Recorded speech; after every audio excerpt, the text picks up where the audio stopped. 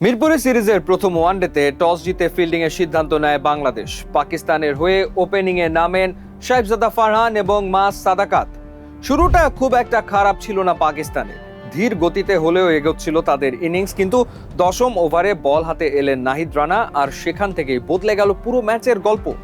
ওভারের শেষ বল অফ স্ট্যাম্পের বাইরে শর্ট লেন্থের ডেলিভারি কাট করতে গিয়ে বল ঠিকমতো ব্যাটে লাগাতে পারেননি ফারহান। পয়েন্টে দাঁড়িয়ে থাকা আফিফ হোসেনের হাতে ধরা পড়লেন তিনি। 41 রানের উদ্বোধনী জুটি ভেঙে গেল, কিন্তু তখনও কেউ বুঝতে পারেনি এটা আসলে ঝড়ের শুরু। এরপর যা হলো সেটাকে এক কথায় বলা যায় ধ্বংসযজ্ঞ। নিজের পরের কয়েক ওভারের মধ্যেই নাহিদ রানা তুলে নেন একের পর এক উইকেট। প্রথমে আউট করেন শামিল হুসেইনকে, এরপর পুল খেলতে গিয়ে আউট হন মাস সাদাকাত, এরপর শিকার হন অভিজ্ঞ ব্যাটার মোহাম্মদ রিজওয়ান নাহিদের গতি আর সুইং সামলাতে না পেরে উইকেট কিপারের হাতে ক্যাচ তুলে দেন। এরপর আর একটা শর্ট বল পেছনের পায়ে গিয়ে ডিফেন্স করতে চেয়েছিলেন সালমান আলী আগা, কিন্তু বল ব্যাটে লেগে উঠে যায় শর্ট লেগে। কয়েকবারের চেষ্টায় ক্যাচটি তালুবন্দি করেন তানজিদ তামিম, আর সেই মুহূর্তেই পূর্ণ হয় নাহিদ রানার ক্যারিয়ারের প্রথম ওয়ানডে ফাইফার। এই ম্যাচে নাহিদ রানার বলের গতি ছিল প্রায় 145 কিলোমিটার প্রতি ঘন্টা। মিরপুরের উইকেটে সাধারণত এমন গতি খুব একটা দেখা যায় না, কিন্তু সেই গতির সঙ্গে যখন বাউন্স আর সামান্য সুইং যোগ হলো, তখন পাকিস্তানি ব্যাটারদের অবস্থা হয়ে গেল অসহায়। তাদের একজনও দাঁড়িয়ে প্রতিরোধ গড়ে তুলতে পারেনি।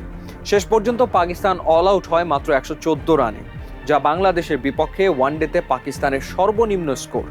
এর আগে 1999 বিশ্বকাপে বাংলাদেশ পাকিস্তানকে অল আউট করেছিল 161 রানে, কিন্তু এবার সেই রেকর্ডও ভেঙে গেল। মাত্র 24 রান খরচ করে 5 উইকেট, এটাই এখন নাহিদ রানার নতুন সেরা বোলিং ফিগার। এর আগে ওয়ানডেতে তার সেরা ছিল মাত্র 2 উইকেট। কিন্তু মিরপুরে এই ম্যাচে তিনি দেখালেন বাংলাদেশের পেস আক্রমণেও তৈরি হচ্ছে নতুন শক্তি। এই ম্যাচে বাংলাদেশ 3 পেসার নিয়ে খেলেছিল। যদি 2 পেসার খেলানো হতো তাহলে হয়তো তাসকিন আর মুস্তাফিজি খেলতেন। নাহিদ রানার জায়গা নাও হতে পারত, কিন্তু তৃতীয় পেসার হিসেবে সুযোগ পেয়েই তিনি দেখালেন নিজের সামর্থ্য। মিরপুরের এই মাঠে অসংখ্য স্পিনার 5 উইকেট পেয়েছেন, কিন্তু অনেকদিন পর একজন ফাস্ট বোলার এখানে দেখালেন তার ভয়ঙ্কর রূপ। এই ম্যাচ হয়তো শুধু একটি জয় নয়, এটা হয়তো বাংলাদেশের পেস বোলিংয়ের নতুন যুগের শুরু, আর সেই গল্পের নায়ক নাহিদ রানা।